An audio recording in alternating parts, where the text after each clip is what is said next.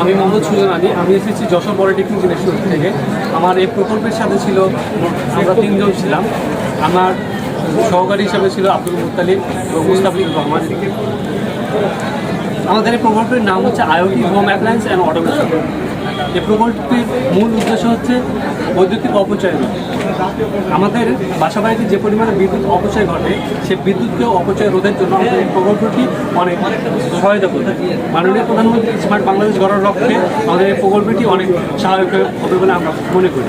আমাদের এই প্রকল্পের মাধ্যমে যে আমাদের আইওটি হোম অ্যাপ্লায়েন্সের পৃথিবীর যে কোনো প্রান্ত থেকে হচ্ছে আমরা বাসাবাড়ির সকল প্রকার লোড কন্ট্রোল করতে পারবো। ফ্যান, লাইট সকল কিছু কন্ট্রোল করতে পারবো এই একটি অ্যাপসের মাধ্যমে। এই অ্যাপসের মাধ্যমে পৃথিবীর যে কোনো প্রান্ত থেকে হচ্ছে আমরা লোড কন্ট্রোল করতে পারবো। এমনকি নিজের শরীরের টেম্পারেচার অনুযায়ী হচ্ছে এই ফ্যানকে কন্ট্রোল করতে পারবো, লাইট কন্ট্রোল করতে পারবো। আমার যদি মনে হয় যে আমার হচ্ছে 10 মিনিটের জন্য ফ্যানের প্রয়োজন আছে, আমরা যদি নির্দিষ্ট টাইমার অনুযায়ী 10 মিনিট দিয়ে দিই, 10 মিনিট পর অটোমেটিকলি হচ্ছে বন্ধ হয়ে যাবে।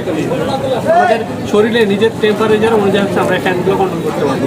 বাংলাদেশে দেখা যায় হচ্ছে 8টা থেকে 12টা পর্যন্ত বা 1টা পর্যন্ত যে পরিমাণে আমাদের ফ্যানের বাতাসের প্রয়োজন হয়, তারপরে হচ্ছে আমাদের সেই পরিমাণে বাতাসের প্রয়োজন পড়ে না। তখন আমরা কম্বল ব্যবহার করি বা অন্যান্য গরম উষ্ণ কোনো কিছু ব্যবহার করি, কিন্তু আমরা ফ্যানটা বন্ধ করি না। সেখানে আমাদের বিদ্যুতের অপচয় ঘটে।